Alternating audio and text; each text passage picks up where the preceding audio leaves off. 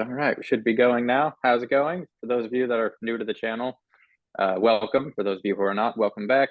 I'm Micah, and this channel has undergone a name change, so I won't, it's just my name now. So that's it. Doing interviews on philosophy, and today I'm joined by Tarik LaCour. We're talking about the legacy of a philosopher who's a favorite of both of ours, Daniel Dennett, who fortunately recently passed away. So I wish we were talking about him under happier circumstances, gotten a chance to maybe do something on his philosophical impact before he had died, but nonetheless, maybe hopefully this will be a good way to introduce some new people to his work or get some ideas, thoughts on the impact of his work. So Tarik and I were friends on Twitter and Facebook for a while now, but I'll let him mostly introduce himself. But he's a PhD student and a Master's of Science student at the University of Texas in philosophy and biology. If I'm getting any of that wrong, you can correct me. But yeah, go ahead. Why don't you introduce yourself? What got you interested in the philosophical and scientific topics you are now, what you're working on, doing for your dissertation, that kind of thing. So yeah, if you want to do that. And then also thanks for joining me. It's good to have you finally. We've been trying to do something together for a while now. So thanks for being here. Yeah, thank you for having me. As you mentioned, my name is Tarik LaCour, and I'm a PhD student in philosophy and a master's student in ecology, evolution, and behavior at the University of Texas at Austin. So you asked me, well, how did you, like, what do I work in? My general work is in the general philosophy of science, philosophy of biology, and philosophy of mind. And how did I get there? Well, in large part, I got there because of Dan Dennett. So Perfect. it's just I owe so much to Dennett, so this will be, a beginning of my slight debt to him. I'm writing my dissertation right now. It's a three-paper dissertation. One of the papers is on the illusion problem. This is coming from the illusionist side of consciousness, and which, of course, Dennett had a heavy hand in. Another is on laws of nature. The type of approach I'm defending is also very Dennett-like. It's taking a little step from him from his paper Real Patterns, which people either love or hate. And I'm like that one person in the middle that it depends on what day of the week it is. So some days I'm like, I think this is what he means, but then that. And then also I'm doing another final paper on evolutionary psychology and how to make that biologically respectable. So in the philosophy of biology, evolutionary psychology is very much looked down on because it takes a very naive approach to biology and tries to build a behavior out of it. So I'm trying to ask, okay, you have the right idea of trying to look at behavior through the lens of evolutionary theory, but how best do you do that without the kind of naive Richard Dawkins style approach to biology, or at least the biology of the selfish gene, which we'll get to later because Dennett, in his last interview, actually recommended that book as one of the books to read. Okay, very good. We might have to do another video on evolutionary psychology. I just read David Buller's Adapting Minds, one of those That's a philosophy oh, anti-evolutionary psychology books. so long. It's really good, but it's really long. I was like, oh, It is a very long book. It's excellent. It's so long. But good, perfect. We could talk about I guess that yeah, your work definitely tracks a lot of themes that we'll be touching on and Dennett touched on. So yeah, well, so you got in large part to where you are through Dennett. So I figured we should maybe, I guess, briefly say something about what would prompt the two of us to want to, do a video kind of in tribute to him. So how did we encounter his work? I don't remember when I first heard of Dan Dennett. I think the first book of his I read was Darwin's Dangerous Idea, and it's still my favorite of his. And then I also read Consciousness Explained and listened to plenty of talks with him. He's got a talk with Sean Carroll that's amazing. So I won't. We're more so want your take on this. But yeah, so how did you? Dennett got you to large part to where you are now. How did you get to Dennett? How does one encounter Dan Dennett, and what was that like? Were you like automatically a fan, or did you kind of have to come around to him a little bit? the first time I heard about Dennett was, I think, in 2012, maybe 13. This was when the new atheism was still semi big, and I had heard him among the Four Horsemen. And I think I looked him up in on YouTube just to see a video of his. And I think the first interview of his that I saw was him with Bill Moyers, where they were talking about religion and things like that.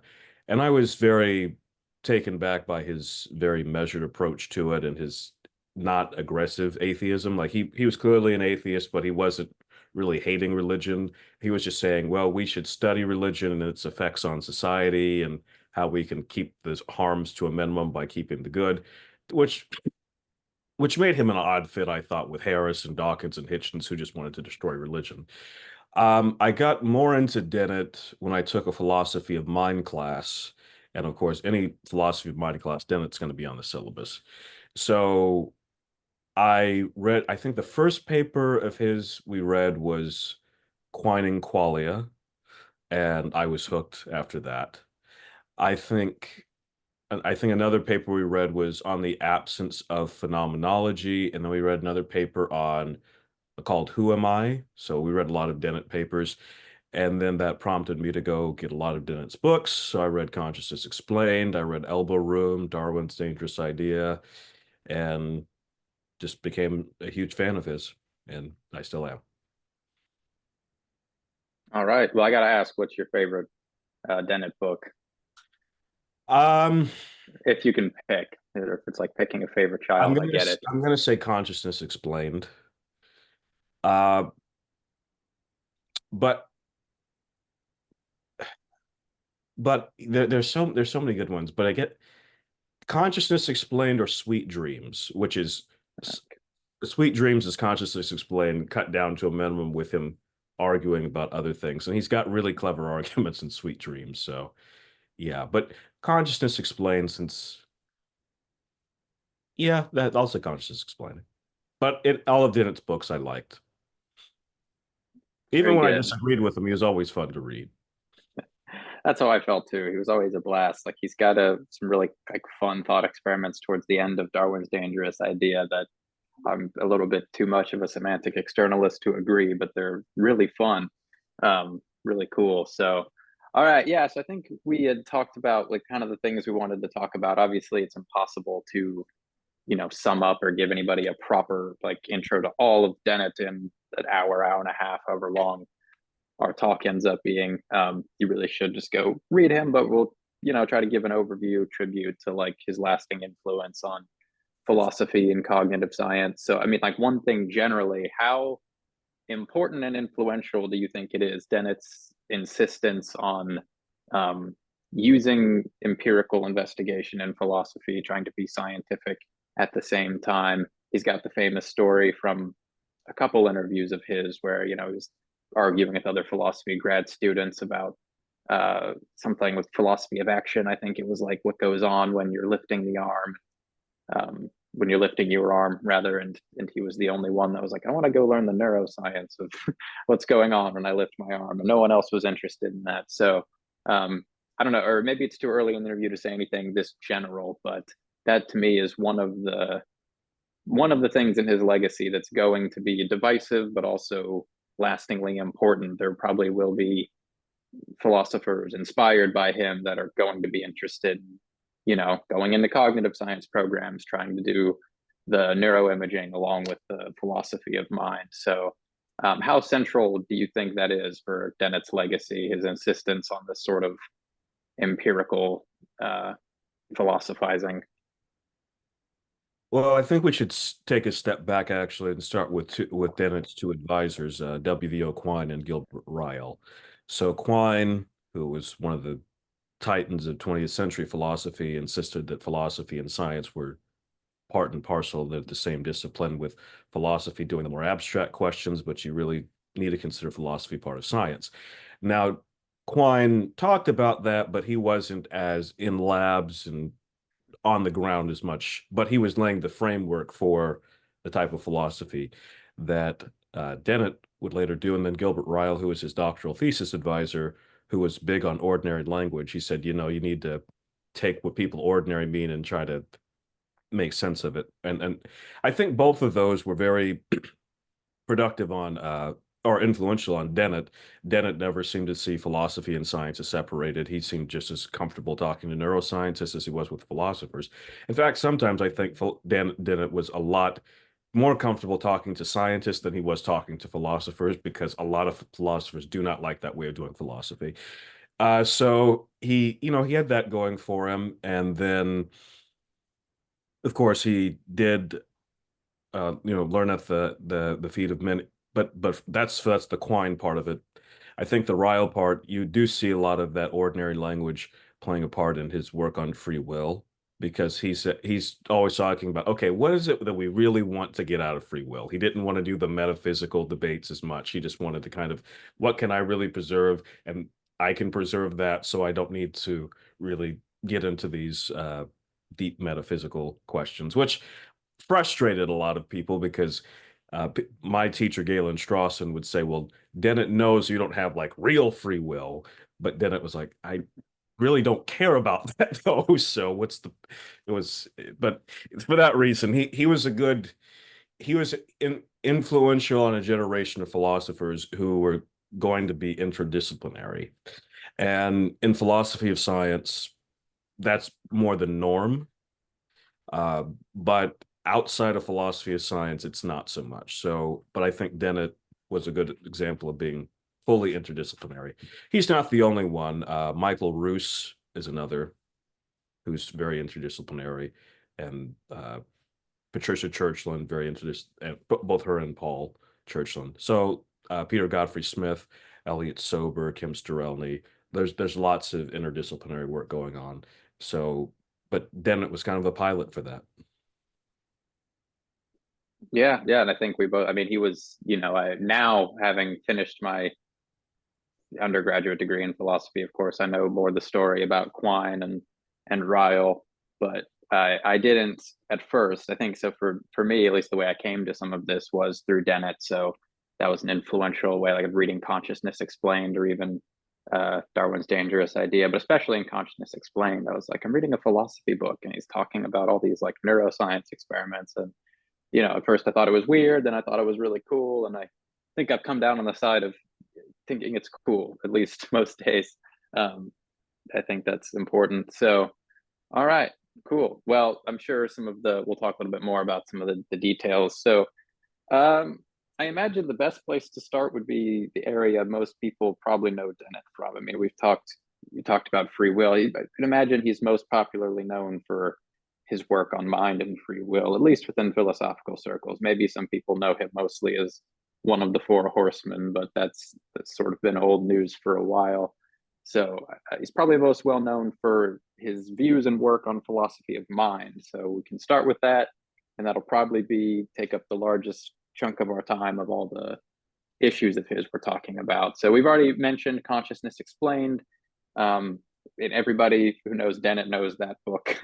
I don't think anyone's heard of Dan Dennett and isn't at least somewhat familiar with Consciousness Explained. But let's start a little bit more broadly. What, as you see it, was Dennett's philosophy of mind, or at least how did he contribute to these views that are kind of attributed to him, such as illusionism, eliminativism? I mean, do you think those labels are accurate, I guess, is one question. But yeah, how did Dennett influence philosophy of mind, and what were his views? And the most, it's hard to do strokes this broad, I know, but yeah, what do you think? Dennett on mind and his influence on mind.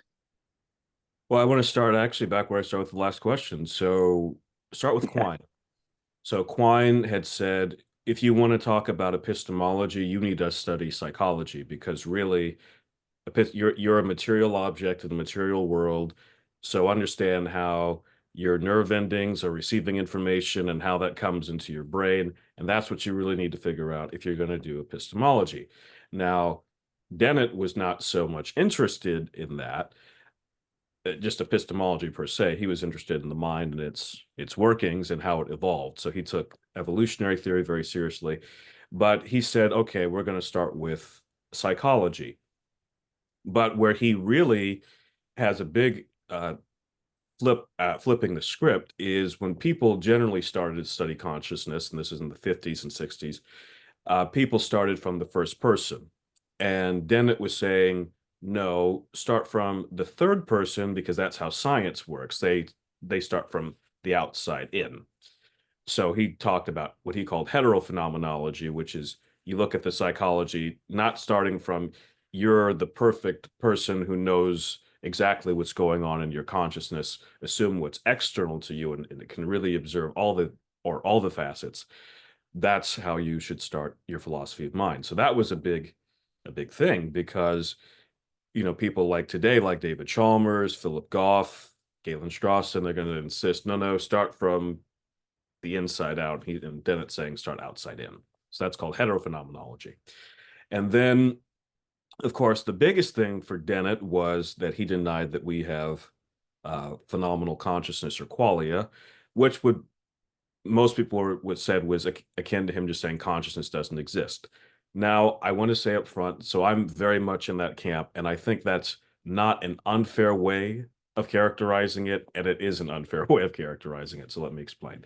So Dennett was saying, look, if you're going to say that qualia has all these, or phenomenal consciousness has this property of being intrinsic, knowable, ineffable, he's like, these aren't compatible notions. And so he would say he had a few arguments. One argument he has in consciousness explained is these aspects of consciousness that you want to hold on to, they're incoherent. So they can't all be true. But if they're all necessary for you to have qualia, then you don't have qualia.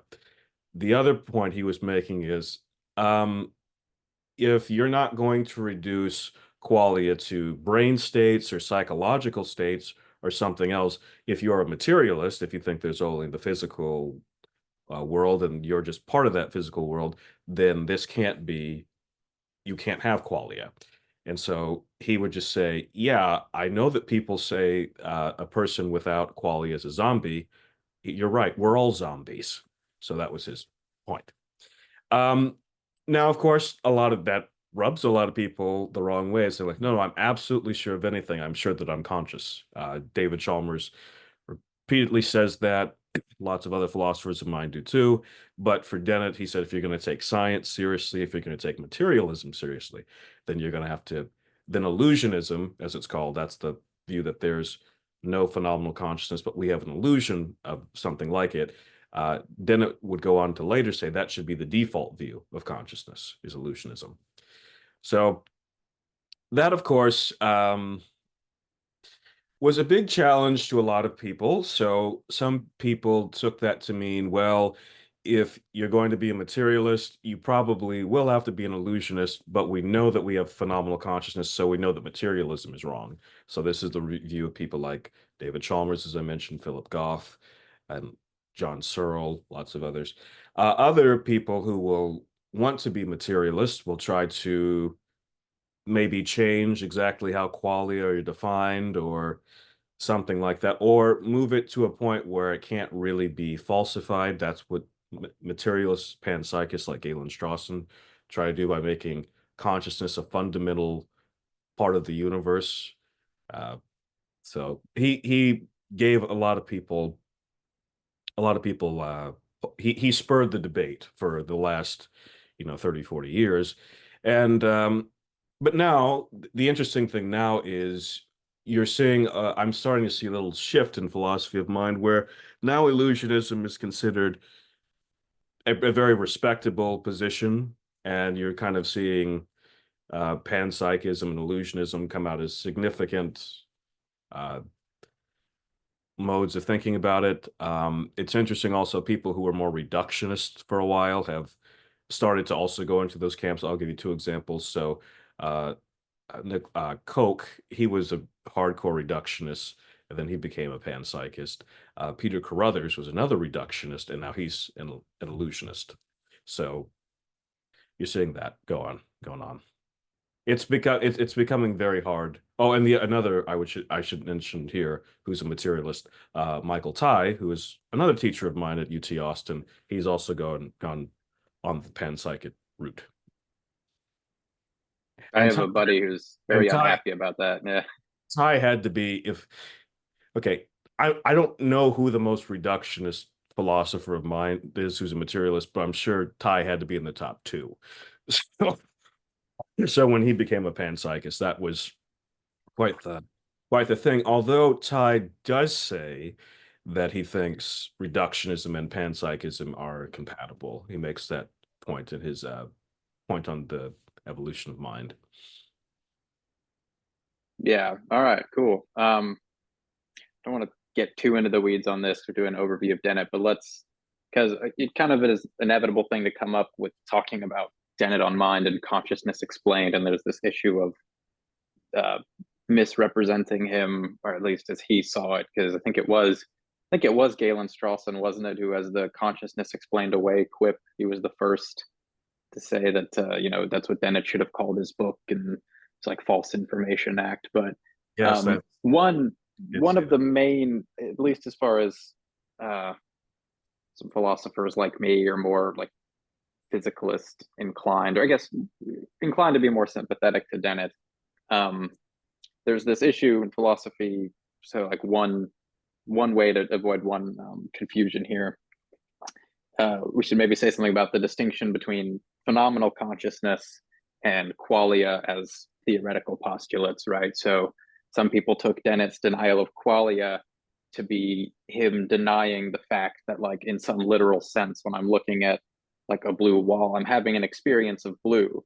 And of course, Dennett wouldn't want to say that a sentence like, oh, I see blue, or I'm having an experience of blue right now, isn't like that can be true.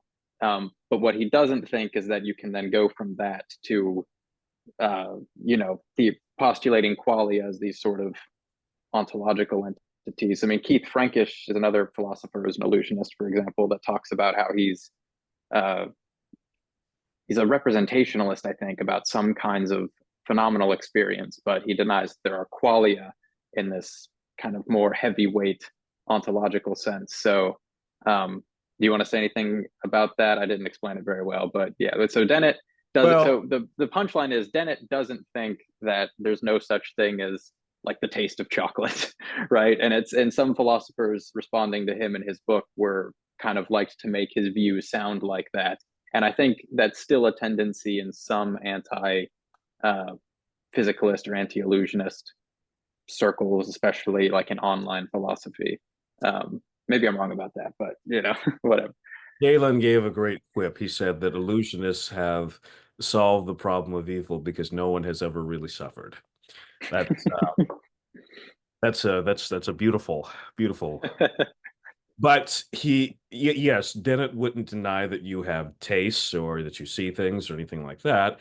What he would say is that you, but your knowledge of them and your idea that these are private things that are off limits to science, that's where he's really saying, okay, no, you can't be a physicalist and be private and have privacy.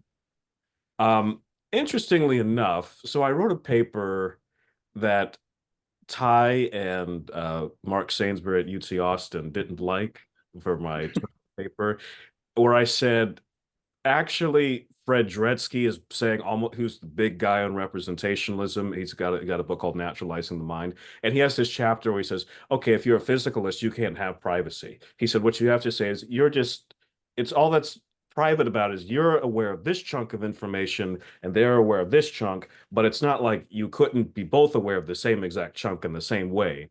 And I'm like saying, yeah, I was like, that's pretty much what Dennett's saying too. Dennett just saying it more explosively than you are.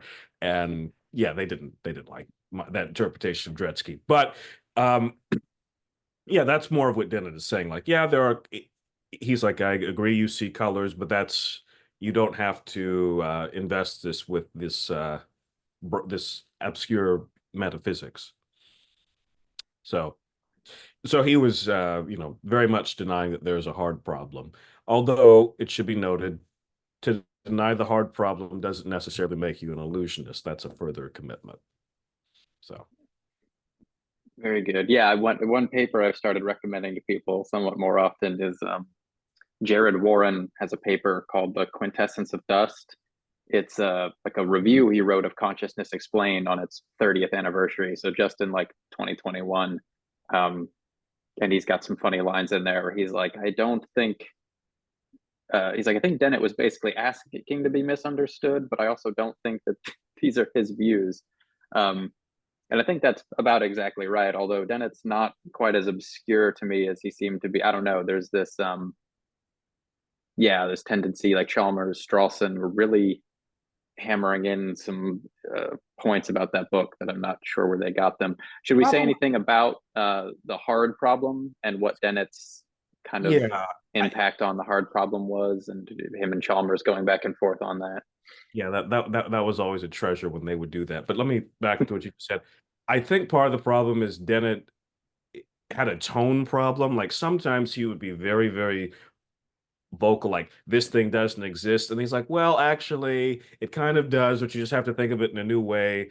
But he was tandemoutly saying the same thing, that it doesn't exist. Like, for example, in his first paper, Absence of Phenomenology, that was his first point of saying there's no consciousness. Then in Consciousness Explained, he was saying, well, there's no qualia, but there's still consciousness, and but you have to re-envision consciousness. But he very much is going to say that common sense view of consciousness is just going to be wrong if you're going to take science seriously. Other people have been saying that too. If you think of people like Bernard Bowers and Antonio Damasio, now they're not going to go the full length of Dennett to say it doesn't exist, but they are going to say the common sense way of thinking about things is going to be undercut by evolutionary theory and empirical psychology. As far as the hard problem of consciousness, as Chalmers pointed out, he's saying, look, there are things that science studies. Science tells you how to measure things and things like that, but science can't tell you about how things intrinsically feel or what it feels like to have a pain. It can tell you that certain neurons will fire if you're in pain, but it can't tell you what pain feels like. That's something you have to tell us about. So he's saying that's what makes the hard problem different from the easy problems. Now, he doesn't think the easy problems are easy in the sense of it's easy to solve them. He's just saying we know how to solve those problems in science. We don't know how to solve the problem of consciousness. And Dennett would just say, no, you can't do there is no hard problem that way, because the thing that you're talking about, this privacy part, that doesn't exist. Now, there are other people who took on Chalmers on the hard problem as well, but they didn't go as far as Dennett. Would be someone like Patricia Churchland in her paper, The Hornswoggle Problem. She said, look, you can't decide a priori that there's going to be this hard problem once we solve the easy problems. You'd have to solve all the easy problems and then see if there was a hard problem. So that was, which I think that's a very important point too. Okay. There's so much to talk about Dennett on mine, trying to decide where to go. So we should probably say something, I guess, about Consciousness Explained itself, like some of the arguments and ideas in that book, more specifically than just illusionism. And the one I'm thinking of is this sort of multiple drafts model of consciousness that Dennett has, that I definitely did not understand when I read it for the first time. He's also got some ideas in there that are interesting about um, kind of natural selection as a sort of heuristic to think about the mind and selection of behavior as well. But yeah, so start. I guess we should say some multiple drafts, the multiple drafts model of consciousness that Dennett develops in that book, just to give people who maybe are coming to Dennett for the first time in this video or have been thinking if they should read the book, let's give a taste of one of his more fine-grained theoretical ideas in that book. So what is Dennett's multiple drafts model of consciousness? He refines it in Sweet Dreams, but I don't think he ever quite abandoned it. Correct me if I'm wrong. So He calls it fame in the brain and okay, sweet dreams. that kind of has a nicer little ring to it. So, yeah, what's fame in the brain? Okay, so basically, if you take the brain, it's composed of billions of neurons and synapses. Uh, so for those who don't know, the neuron is the basic cell of neuroscience, and synapses are how the neurons connect to each other via electricity. So what Dennett was saying, I'll use the Sweet Dreams example because it's easier to explain. He's like, look, first you kind of have you have all this information and all these activities that are going on in the brain. And then, but there's so many things going on, but you can only pay attention to a little bit of what's going on. You know, if you were aware of all of what was going on, you would actually you'd be like a schizophrenic. So your brain through evolution has kind of molded itself that it only pays attention to these little bits of firings that are going on, and that's kind of what you become aware of, and that's what you would call consciousness. And how he compares this to fame in the brain by saying, look, the brain has all this going on, but you're only really aware of the after effect rather than what's like current, than everything that's going on. It's just like fame. You have this thing going on, and then you become famous. And then it's the fame that you really focus on in your consciousness. So that point actually isn't that controversial because any neuroscientist would agree with that. There's no way you could be aware of everything going on in your brain and in your nervous system. There's just too much going on. And evolution has basically designed it. And this is another thing about Dennett. I use that word design on purpose. Dennett was very teleological. So teleology is not banished from biology. I know Alex Rosenberg would hate me saying that, but there we are. So he so that was his point of saying, look, evolution has kind of shaped your consciousness for you to be aware of certain things, and as long as things are going along fine, you'll never really even have a question about it. Of course, if you're in pain or something like that, then you become aware of more. But you have billions of things going on, but it's just that afterglow of fame that you're really aware of. And I think that's a great illustration of how to think about consciousness. But the thing about fame is you can you can think that the effect is actually the cause, and that sometimes that can lead you to problems. So that's why Dennett's like, okay, you have to not take this super seriously as you being fully aware of what's going on in your consciousness, because people like neuroscientists or people who are watching you like psychiatrists, they can be more aware than you are of what's going on in your own consciousness.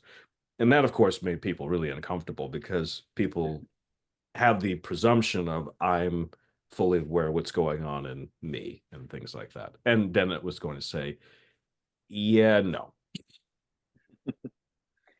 Right. And then the multiple drafts idea kind of is, yeah, same idea, but more specifically, it talks about how like it kind of ties into the point about not being the final authority on what's going on with you. He has this distinction between like Stalinist and Orwellian editing of experience and how they're not actually that different. I think that's a partially separate point, but the multiple drafts idea being that your brain sort of organizes information in a couple of ways and proposes a few, and really only one draft or a subset of those drafts is what makes it to what you actually experience. That's the And it may basic not be, idea, right? and importantly, it may not be the best draft that you're aware of. Yeah. So you Might can, not be the most accurate one. right. The one thing I think that Dennett, and as we kind of close out this section on his philosophy of mind, which we could take the whole interview about, is Dennett was very pro-computational view of the mind, thinking of the mind very much as computers. That's that's a mistake. And I'll tell you why. Because first of all, computers are designed by minds to do certain things, versus evolution isn't quite designing that way. It's a lot more elastic than a computer is. So that's not entirely the best model, but I think it's useful to use that model in showing that, like, okay, material things can do these amazing things, and just like you're a material object, you can do some amazing things. It doesn't prove that you're immaterial or something like that. That's what Dennett was trying to really push back against, even though there aren't a ton of substance dualists in philosophy of mind. And I guess one criticism of Dennett, I would say, is Dennett never took on the best arguments for dualism. So I wish he had, but he didn't. I mean, he just, to be fair to him, in philosophy of mind, physicalism is the default. So there's just not a lot of people who take on non-physicalist arguments. Hey, sometimes he was more of a big picture guy, you know. I'm kind of glad for that. I don't know if you'd have been as entertaining if he was having to respond to like the the conceivability argument, Kripke's thing, uh, which is great. That's where you get a lot of the most fun starting out in the philosophy of mind. But yeah, I think we'll talk for in a second about a couple issues that are sort of um, subsets of philosophy of mind and some of his spats with one of my other favorite philosophers, Jerry Fodor. Um, I but love since Flutter as too. yeah, huge fan. So we'll talk a little bit about him too. But closing out this section on kind of like philosophy of mind with a capital P, capital M, these issues about like consciousness. We've said, what would you say? It's a drop in the ocean of Dennett's work on this stuff, like if that. Oh yeah, but this is just these are Dennett's more radical ideas in philosophy of mind. He had lots of others. Uh, some of his best stuff in philosophy of mind, I think people, it became so influential that people forgot about, like heterophenomenology, where people were just forgetting, oh, Dennett actually was the person who said you should do that. And now almost everyone does that now. And it's like, oh, but no one ever remembers that. So that's and his part about who am I? He didn't deny himself, but he did say you have to kind of reconceive it if you're a materialist. So that's another great paper of his. Another point that was taken to be a denial of personal identity. Yeah, and we'll probably talk a little bit more about his like gradualism and how that applied to how we thought about consciousness, and we touch on kind of his philosophy of biology a little. So we'll come back to that. Some of these issues will pop up again here and there.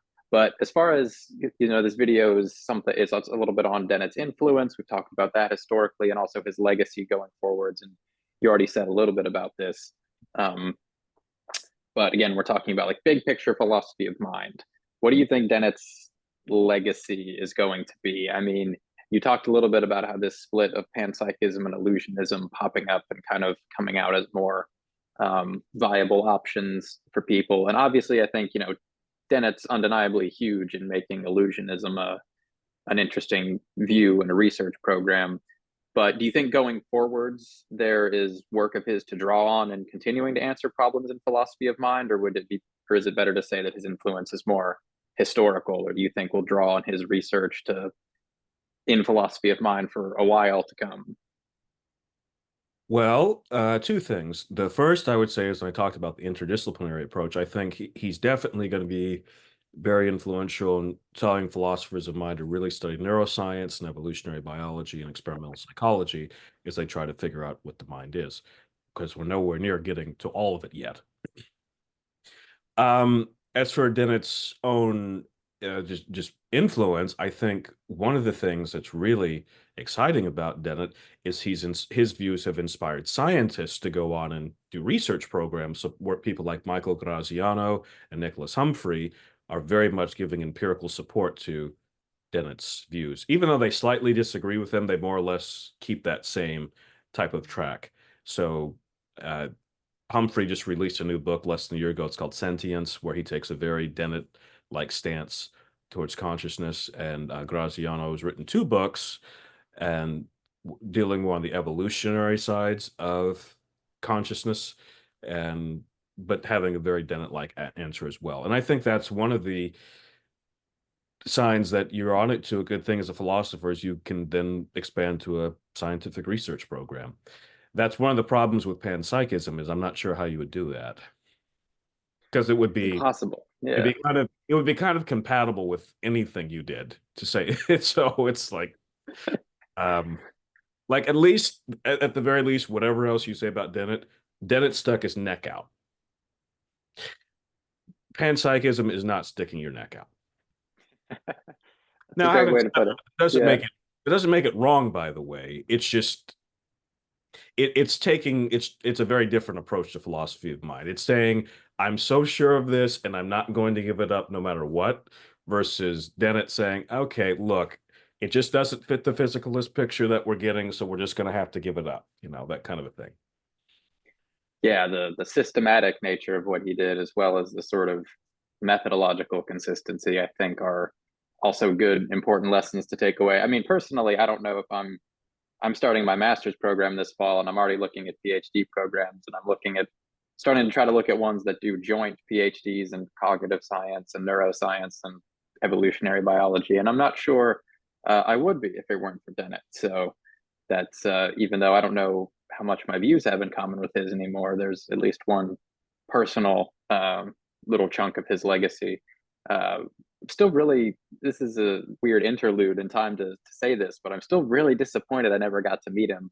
I was really hoping I would get my copy of Darwin's Dangerous Idea signed by him, and I'm really kind of disappointed that I will be able to. You met him once or twice, right? Or you I introduced him as a speaker. I Yes, remember. yes, I did. He came, so before I was at Texas A&M before I transferred, and he came to our colloquia, and I introduced him and mentioned that some of his papers were very influential on me, and he was very kind, and all the students really liked him, and great questions were asked. He talked about free will at that one. And actually, interestingly enough, a friend of mine who was a hard determinist, she said, "Oh, okay, this is the kind of free will I could get behind." And I was like, "Told you." I still need to read Elbow Room. That reminds me. Okay, great. All right, well, that's good. Anybody who's interested in more of that, check out Consciousness Explained. Free copies abound of that one. Check out that Jared Warren paper for a more technical steelman of Dennett's papers if you're interested. Obviously, I Sweet think Dreams, actually I would tell people to start with Sweet Dreams. Sweet Dreams. I think it's more compact and it's easier to read. That if you don't, then it goes to like a lot of consciousness explained. The problem with it is it doesn't, some of it doesn't fit together very well. It's like okay, that should have been its own book because it wasn't really central to your thesis. And then he was trying to do too much versus consciousness, Yeah, I think, much more compact and gets to the I point. agree. A fairly long chapter somewhat early on in Consciousness Explained where he's going over like the Libet experiments and some Which theoretical really results had that kind of get. It was which like you didn't need this. which had nothing to do with his thesis. I was like, that's very interesting, but that's not really the point. It's like who believes in the Libet like results anymore? Like I don't know that you needed this. Yeah. So that's as an example. Good. Okay. Do you want to? Should we talk a little bit about him and Fodor and the intentional stance in Ah, propositional yes. attitudes? We can do it briefly before we move on to. Okay, I guess so these are probably the ones that'll take up more of our time. So yes. So Jerry Fodor and Dennett were also opponents, and so this will bring together the intentional stance and instrumentalism about propositional attitudes and whatnot. But sorry, I think I cut you off. You were starting to say something about the intentional stance. oh no, that this is a no that this is a great debate because I'm a big fan of Fodor and I'm a big fan of Dennett. They were two. I'm sad they're both gone. I really am. So in philosophy of science, you have this scientific realism debate, which is to say, do you take science to tell you this is exactly what the world is like, and you just interpret it that way, or do you say like it's kind of a construct, and but there's more to what's going on than what the scientific method could show you? And so if you're kind of a real, that realism, anti-realism debate. Now, Dennett, like my teacher Elliot Sober, Sober's on my graduate committee. He's my co-advisor. He's often kind of gone in between like, okay, when you talk about realism or anti-realism, he's like, the problem is too many people think like you have to be a realist about everything or you have to be an anti-realist about everything. And Sober says, no, you need to ask specific questions like about what? He's like, sometimes it's perfectly fine to be an instrumentalist, and sometimes it's perfectly fine to be a realist. And Dennett was like that. He was a realist about certain things, like he was a realist about theoretical entities in physics, but about things like intentions and like intentionality, he was basically an anti-realist. He said it's useful to talk about yourself as having intentions and things like that, but you don't have to say that those things actually exist. Um, or ontologically commit yourself to those things. And Fodor was having none of that. He's like, no, he said, intentions are just as real as anything else, and I can give you very good arguments about why that's the case. And I tend to actually agree with Fodor on that. I think you can naturalize intentionality. But I will say this, I think it's very hard to do, but the problem with Dennett would be, and this is this is something I like about like Alex Rosenberg more than I like about Dennett. Rosenberg will just tell you like, okay, there just isn't this such thing. Dennett would kind of say that, but kind of not say it. So with intentionality, he was pretty much saying that intentionality didn't exist. But he's like, yeah, but it's still useful to talk about it, and we can so why get rid of it? Whereas Fodor was like, no, you kind of just need to say that's what you're saying. So they fought for years and years about that. I tend to think that, but I tend to side with Fodor there. I tend to also think we could do another thing on Fodor's legacy, but I think many people think of his work on evolutionary theory, which was absolutely awful, and just that taints everything else he did. But I was like, no, Fodor was doing some of the best empirical work in philosophy of mind. He and Dennett were blazing the trail on that, and some of his work is really good. So I don't like, I want to throw the baby out with the bathwater on that. Yeah, kind of the same way I sort of got into Fodor's more technical work through, or through this kind of this disjunction argument he has against natural selection, which is not very good. As long if once you go beyond talking about like trying to individuate cognitive processes.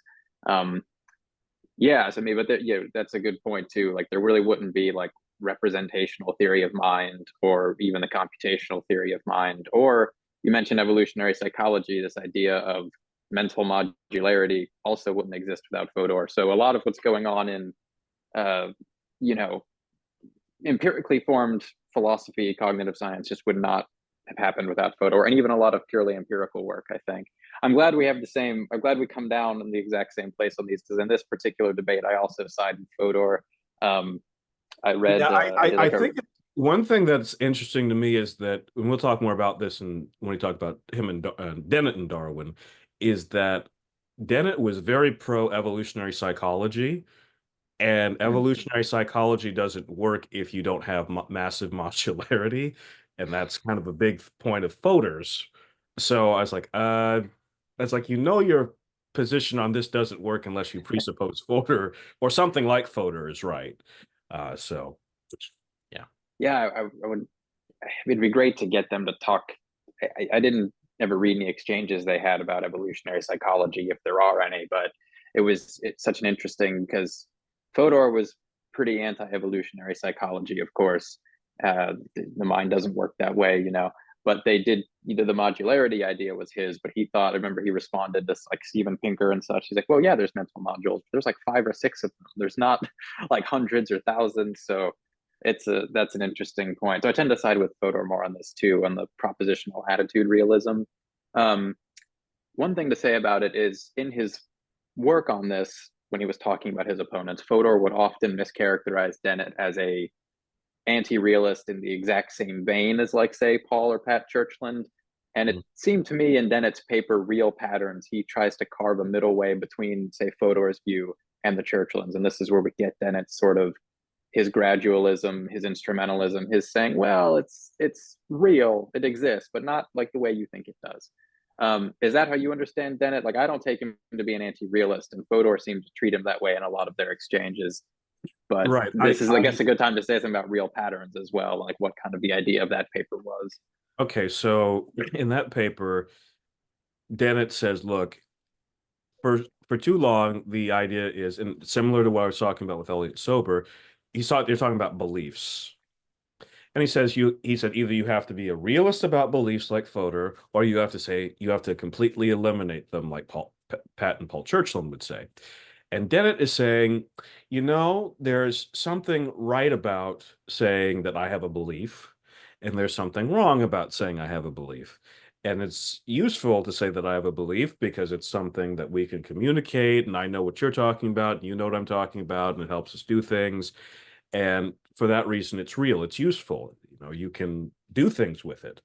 But he said if you're trying to build a scientific like ontology or something like that, then yeah, then belief probably isn't going to map into neuroscience in that way. You're not going to say this neuron is a belief or this synapse is a belief. Okay, so that's kind of a middle path of saying, yeah, or it's like true enough is what he would say.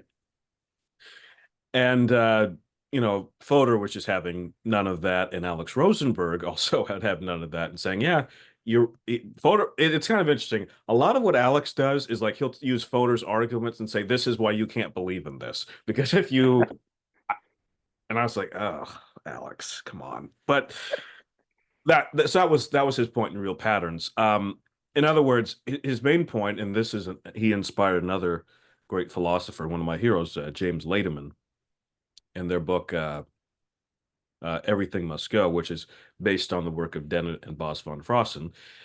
He said, look, to be real is you have to be able to do something with it. Or you have to be able to explain something with it. So if you can do one of those two things, then you can count it as real. So you can't say something is real if it doesn't explain anything or if it doesn't do anything. So for Dennett, since it explains something or it does something, it allows us to function and do things, then it's real enough. So that was his point. Okay, But very good. he wouldn't give any ontological status to it versus Fodor would say no, you have to give ontological status to it. So um yeah, so speaking of myself, I'm with Dennett on illusionism. I think that's right. I think his real patterns, there's something very right about it. It's a paper, I must say, it's like the William James is The Will to Believe. It's a paper I like, depending on what day it is, I either really like it or I'm really like, something really wrong about this. Uh but on intentionality, and I have changed my mind on this, I tend to think you have to be a realist about intentionality. And I would uh point to Fodor's work on that. That was it's very powerful. Yeah, you probably definitely have to. It's probably also, I don't know if you have to be, but doing a project like evolutionary psychology, for example, it helps to have some of these theoretical postulates as entities. Because again, going off of the criteria of does it do anything or does it explain anything? Can it be affected?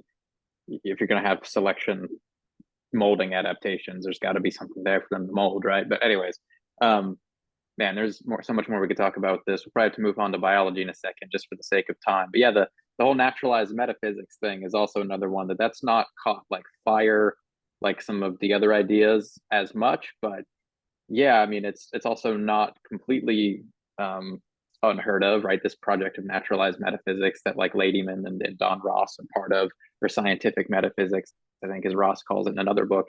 And yeah, hugely inspired and influenced by Dennett in various areas. There's another way if you I don't it seem I'm not inclined to do much metaphysics myself, but for people that are, those are good books. Everything must go. Um, Same. yeah, I guess to yeah, I figured we were just in similar boats on that one. So before we end off, I think we kind of mentioned it and danced around it a little bit in this dispute with Fodor, but another most popular idea of Dennett's is this idea of the intentional stance.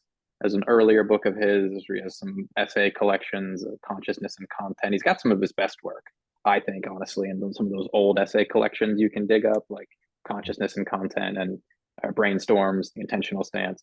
Um, so broadly speaking, what's this idea Dennett has of the intentional stance, and how does it influence his theorizing about ourselves and then other systems? It goes along a little bit with the real pattern stuff, so we can just say something about it briefly before we move on to biology.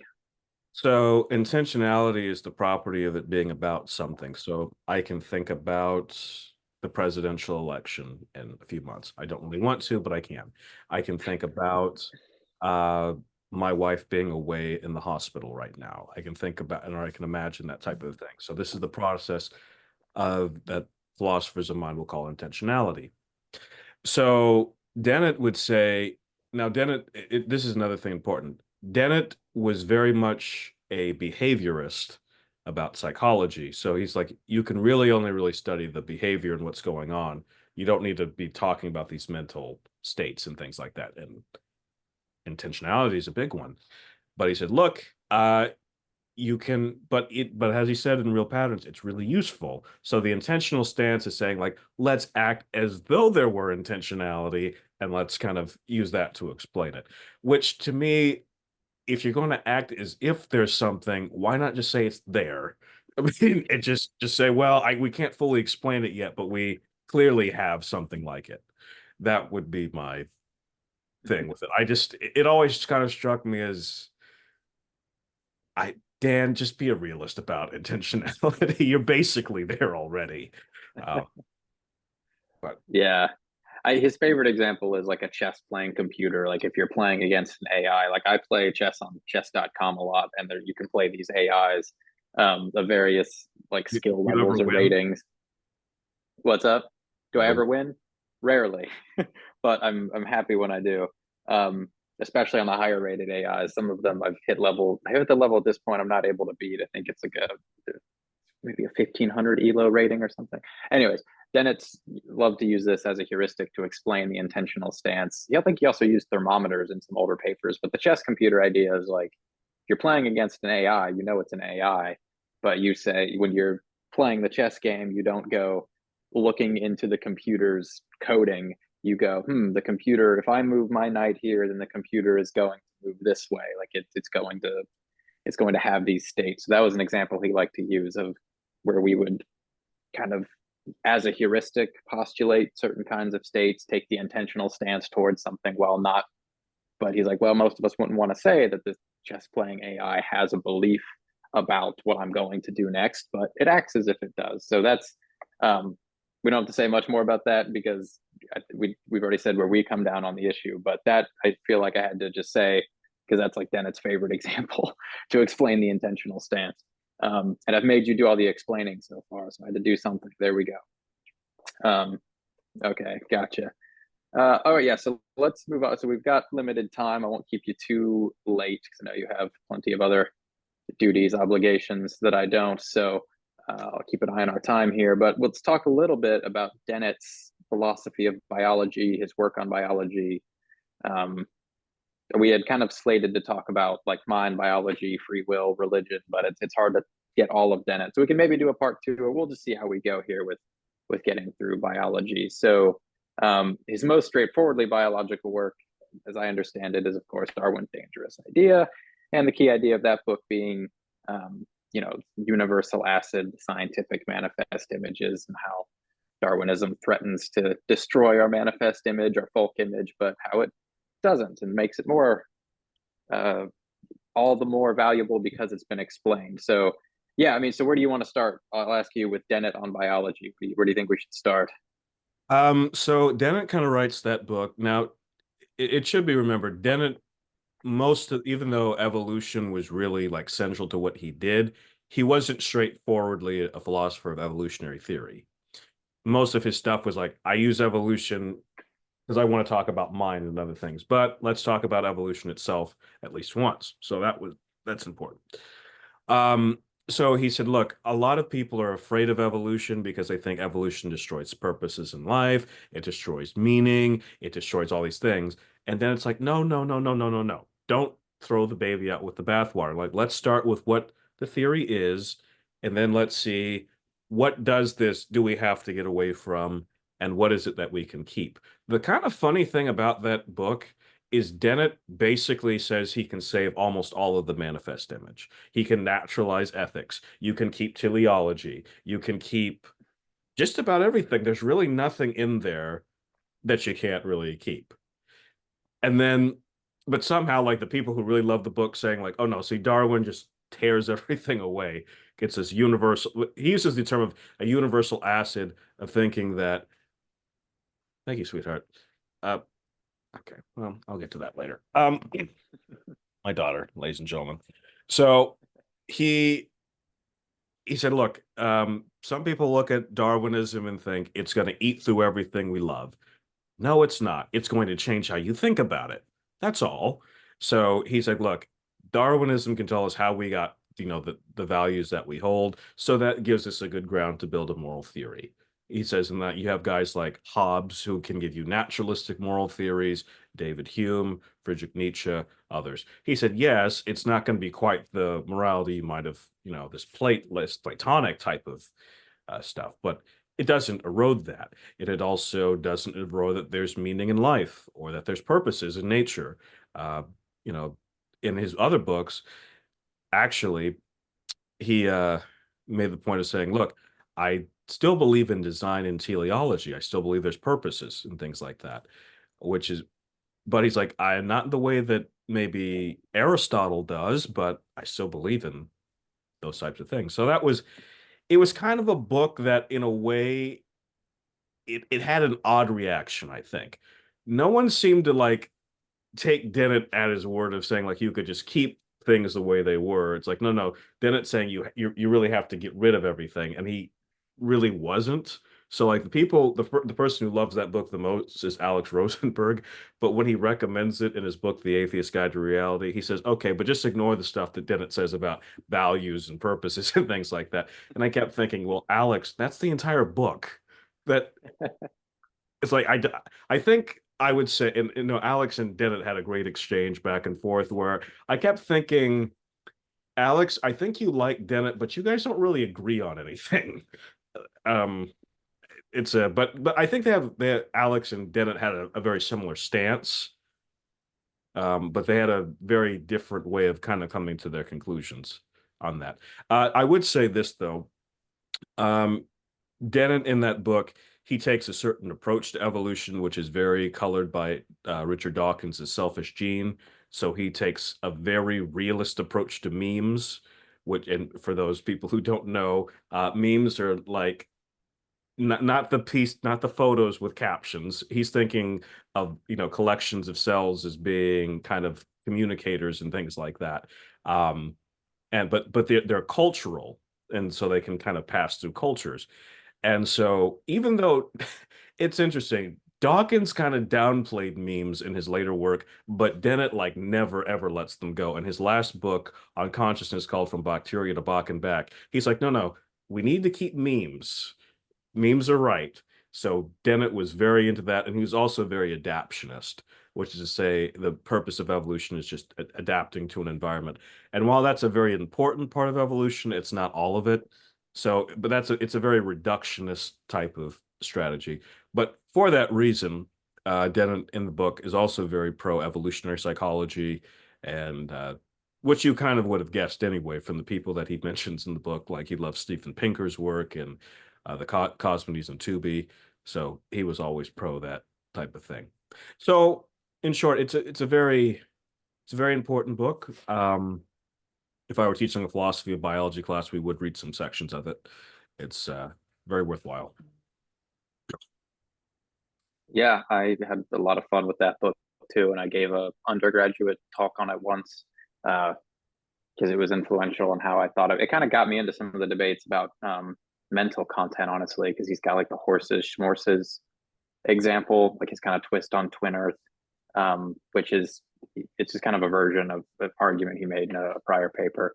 But yeah, no, you kind of preempted some of the things people criticize the book for, as far as it being, heard biologists criticize it for being too adaptationist in terms of thinking of natural selection as like the primary or only driving force of evolution. So yeah, I think it's important. Like some of Dennett's like biology in particular is probably outdated. I think that's fair to say. I wouldn't recommend like read Darwin's Dangerous Idea and you're going to get a really He, complete and accurate picture of how evolution works. yeah, he But that's not does the point of say the book. though, his point, he does say early on in the book that he doesn't understand all the details of evolutionary biology himself. So he's just getting more of the big picture of what evolution is kind of telling us. Right. And then also like, But you if know, you want like a what, book like that's just like about evolution, I would recommend something like Peter Godfrey Smith's book on natural selection, which is praised by oh biologists yeah. and philosophers of biology. Or Yeah. maybe something like Elliot Sober. or Elliot Sober's Nature of Selection, which is really good. Or I loath to forget her, a great book that talks about how like evolution shapes behavior would be The Case of the Female Orgasm by Lisa Lloyd. It's another good one. And another book of hers called The Structure of Evolutionary Theory. That's a much better like philosophical introduction to issues in biology, I think. I agree. Yeah, and then, I mean, even Peter Godfrey Smith more recently has a philosophy of biology book for Princeton's like contemporary introductions to philosophy series, and he does a lot of empirically informed work on philosophy of biology as well. So yeah, there's other stuff I'd give people for like understanding evolutionary biology, but I'd still definitely give sections of Dennett's book for some of the bigger picture stuff. So he's got this adaptationism. Yeah, what it's trying to remember that book. He's really is big on memes.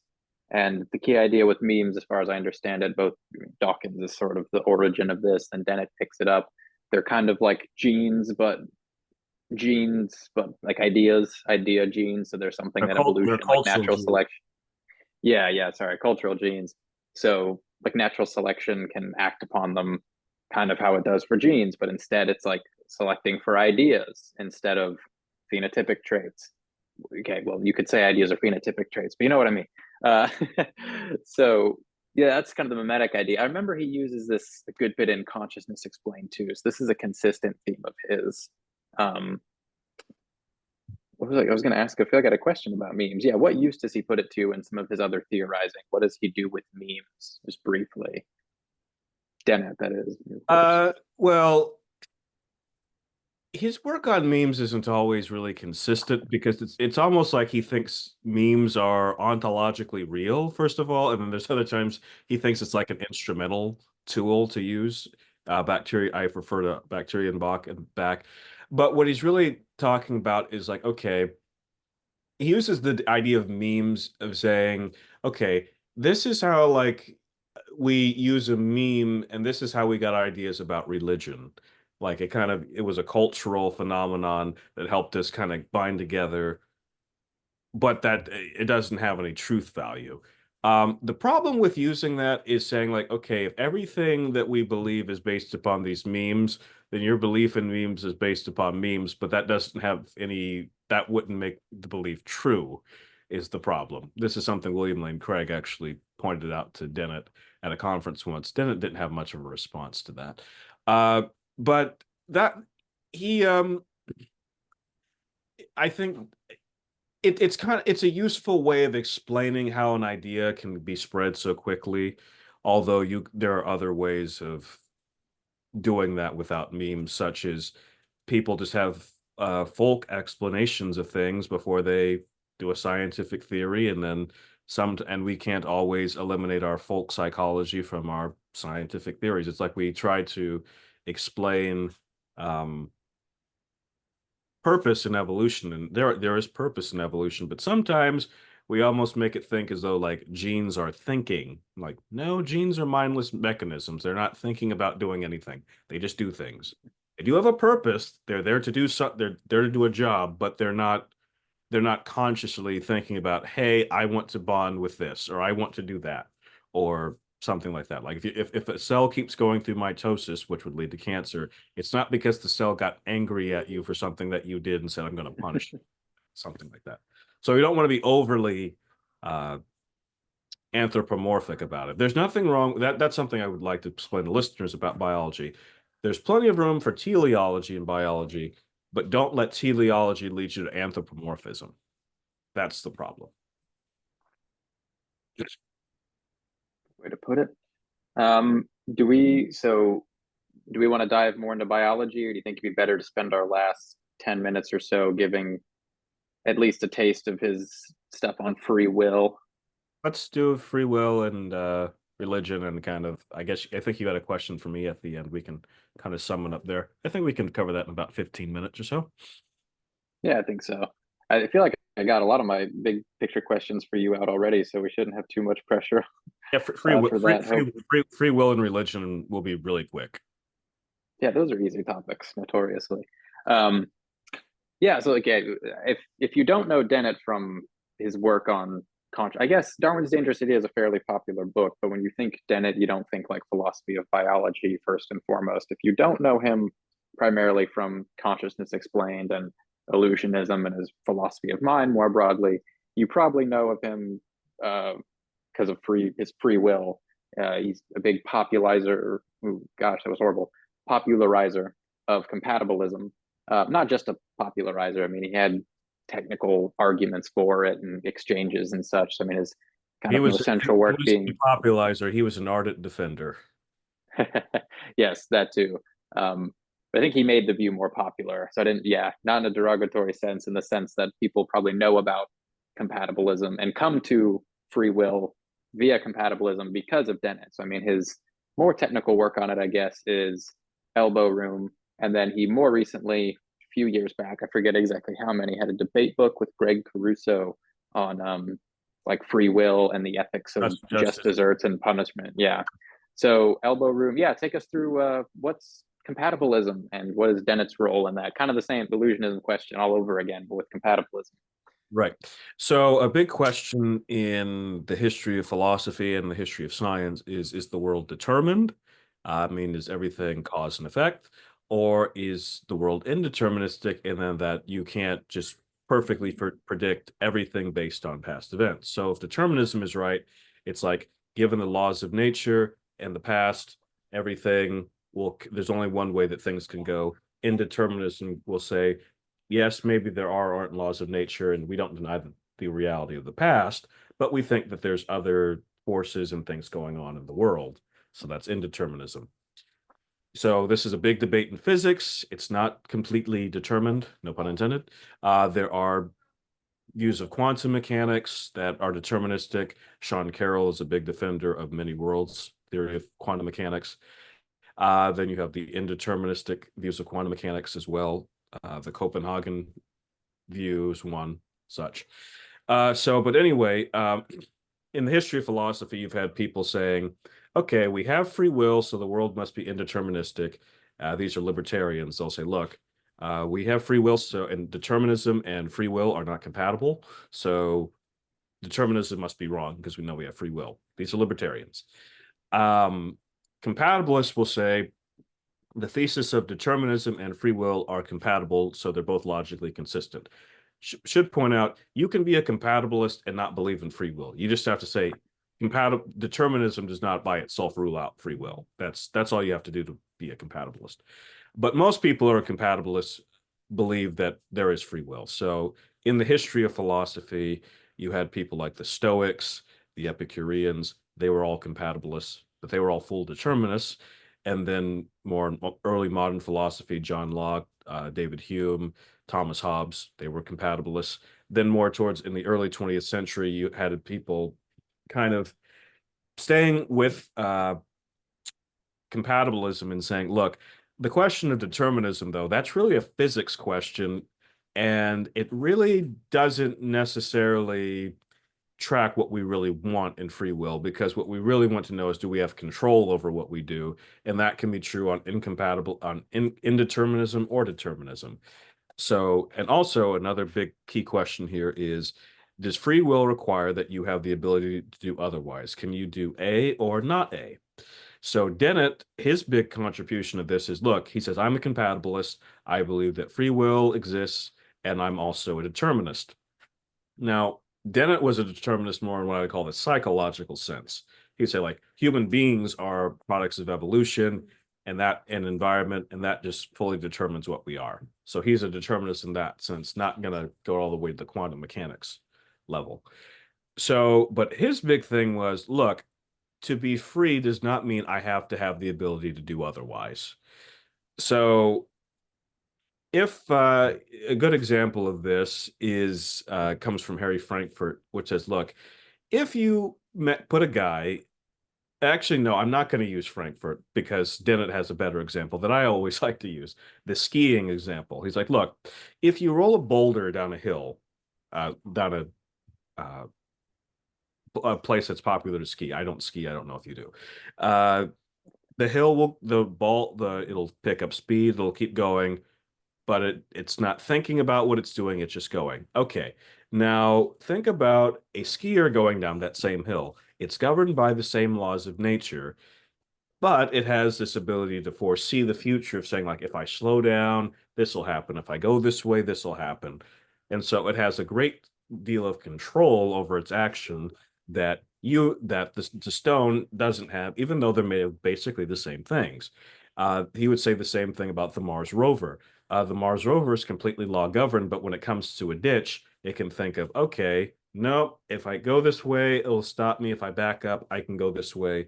He's like, look, it's a fully deterministic thing. It's all a bunch of microchips going on, but it still has degrees of freedom. So that's another thing that's important for Dennett, because Dennett was a very interdisciplinary. He could use the engineering notion of freedom, which is degrees of freedom, and saying, this is how you should think about free will, because humans ultimately are machines. And I think that's a very good way of thinking about it. We do, because biologically and psychologically, it seems there's good empirical evidence that we have a lot of control over what we do, even if we can't do otherwise, per se, in a large metaphysical sense. So that was Dennett's big portion. In his first book, Elbow Room, he kind of gives this a broad sketch of saying, this is how we have free will. In a later book called Freedom Evolves, he says, okay, now let's look to evolution to see kind of how evolution designed us to have free will. And then in this last book on free will, just desserts with Greg Caruso, he kind of says, okay, how does this play in with law and other things? Because Caruso would say not only do we don't have free will, we don't have moral responsibility either. So no one's really morally accountable for what they do. And Dennett was just not having that. But Dennett and Caruso were really good friends, which shows you that you can be strong philosophical adversaries and still good friends. I actually met Greg at the APA a few years ago, and I talked to him about his work with Dennett and how they really enjoyed working with him. And I always mess with Greg on Twitter. Like he had something that I wished him a happy birthday once. I said, "Oh, by the way, I'm doing this of my own free will." So Oh, I saw that. Yeah, yeah. That's or great. Yeah. when he accepted a new job, and I said, "Did you accept that of your own free will?" I'm pretty sure it's in his contract, so I guess the contract is void. I don't know, but Yeah, that book especially kind of ties in with this thing. Then it would say, I think you can find a video of him on YouTube or saying something like the caption of the video or the title of it rather is something like "Stop telling people they don't have free will." He had this thought experiment he liked where, like, if you told people that you were implanting a neurochip in them that was taking away their agency, and then they went on to, say, "Oh, well, I'm not doing this. They're controlling me through the chip." So, and then they'd go on to do all these heinous things. Like, you bear some amount of responsibilities. Like, so stop telling people that they don't have moral responsibility. So I was it was always a funny like video and very pragmatic. He's like, just don't stop telling people they don't have free will because they're going to think that means they don't have moral responsibility. Not all philosophers don't make these distinctions. But yeah, he was obviously like interested in that side of things. So it makes sense why he did that book with Caruso. Yeah, we could say, I mean, again, more to say about Dennett on those things. I guess going forwards with free will, as far as his influence, um, he's probably going to be continually a large part of people coming to compatibilism. I mean, he was my first brush with it. I was fully convinced, I think, when I read Nicholas Rescher, one of Nicholas Rescher's essays called 12 Mistakes About Free Will. But Dennett was definitely, again, like kind of my first pass at some of this. So yeah, again, so what about Dennett's influence on free will? So something briefly about that. You think he's going to be in this debate for a while I mean, he'll obviously be cited for a while on compatibilism, but there's more technical compatibilist people tend to cite more. But is his influence mainly popular, you think, or no, going to be? I think he's kind of one of the premier defenders of compatibilism and kind of one of the people that have made for the people who are hard determinists or hard incompatibilists, they they're always fighting with Dennett because Dennett's like the bear that they can't seem to slay. So which tells you something. I mean, the person that when I think of hard incompatibilists, the person that they seem to all hate on free will is Dennett because Dennett's the one who's kind of made it far too safe to be scientifically rigorous and a compatibilist. Of course, ironically enough, I don't know that a lot of hard incompatibilists, their arguments are kind of coming from science per se. It's more they're coming from like armchair thought experiments. And to me, as a scientific philosopher, that's just not as moving as if science shows that you have what Dennett's talking about. I mean, what more is there to argue about? So Very good. All right, yeah, we're coming up towards the end of our time here. Do we have time to say something about religion, or do we need to conclude? we'll finish everything you wanted. So we can go another 10 minutes or so. So let's get to Okay. it. I mean, a religion's really quick. Yeah. I don't know much about his views on religion beyond like the kind of abstract of breaking the spell. Because I've never actually read that one, and I Okay. don't know of much of his others. So yeah, what's he got to say about religion beyond his four horsemen persona? Well, it should be noted, Dennett was Dennett was an atheist himself. He was a more accommodating type of atheist. He, for example, sometimes attended church and he had lots of religious friends. He had a lot of religious nostalgia, like he loved the holidays and things like that. And he loved religious music and architecture. Um, and he had very high praise for religious figures like Jesus of Nazareth. In his interview with Keith Ward, I had high praise for Jesus. Uh, Dennett was more saying, religion can be studied for its effects on society, and we should work about trying to make sure the bad effects of religion stay away and kind of things like that. He seemed to really basically think this too, like religion isn't going anywhere. It might go down, but it's not going away. So we're going to have to live with it. And also he was very uh, pointing out that religion has done good things like helping with the abolition of slavery, giving women the right to vote. Those were things that were spearheaded by Christians. He notes that in his book. Where Dennett kind of his book kind of disappoints is where he tries to like argue against God's existence, but he never really bothers to really understand what the arguments for it are. For example, he talks about the cosmological argument. He says, well, if the argument goes everything has a cause and therefore the universe has a cause, then he said, well, why couldn't the universe either cause itself, or why doesn't God need a cause too? And of course, any philosophy of religion 101 would be that's not what the kalam with the this is not the cosmological argument is saying. So he didn't know a lot of philosophy of religion, even though he would kind of critique it. And but again, to be fair, that wasn't really his biggest point because he wasn't really trying to disprove religion so much.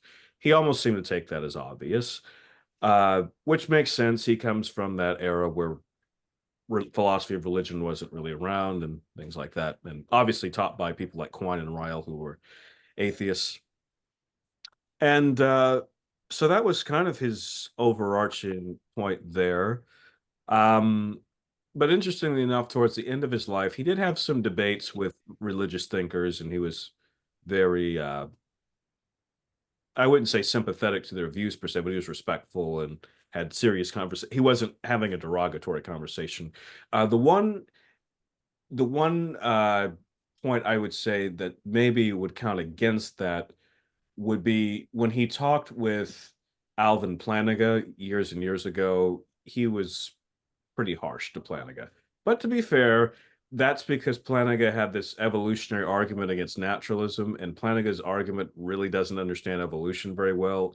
And Dennett was a really strong evolutionist, so that wasn't going to augur well. Uh, but besides that, I thought Dennett was a good example to how atheists should conduct themselves in talking to religious believers and trying to be serious about it, about the social consequences of that.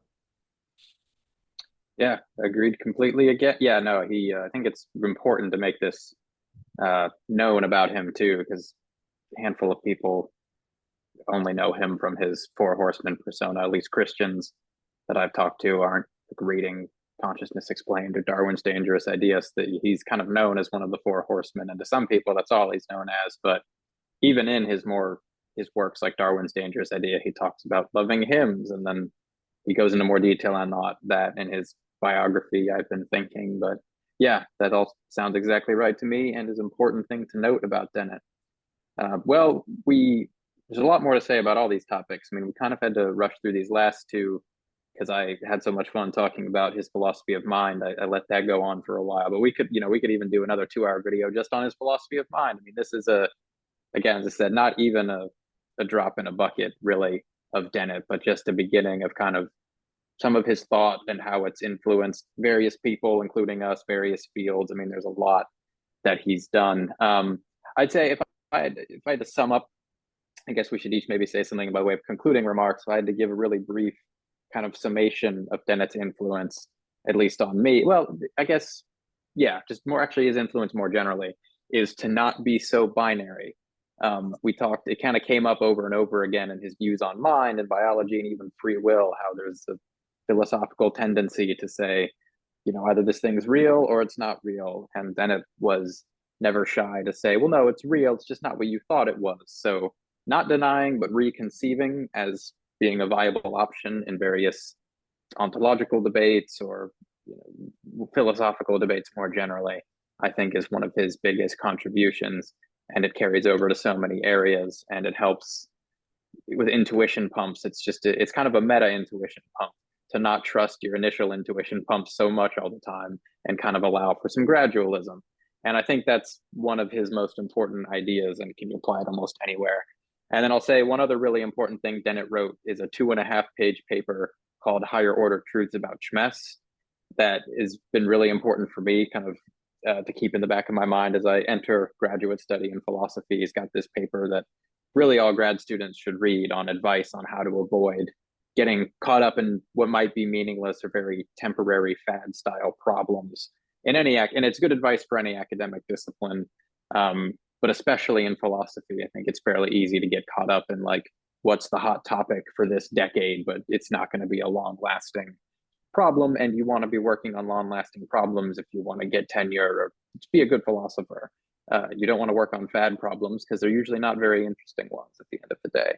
So that I won't say any more about that paper. Everyone should just go read it. But yeah, if you had to give like a couple bullet points, Dennett's influence, and we can always do another video if you'd like. There's plenty more to say about Dennett, or maybe Fodor. But yeah, if you had to just summarize Dennett or give a pitch for him or give a pitch for his influence, summarize his influence, what would you say?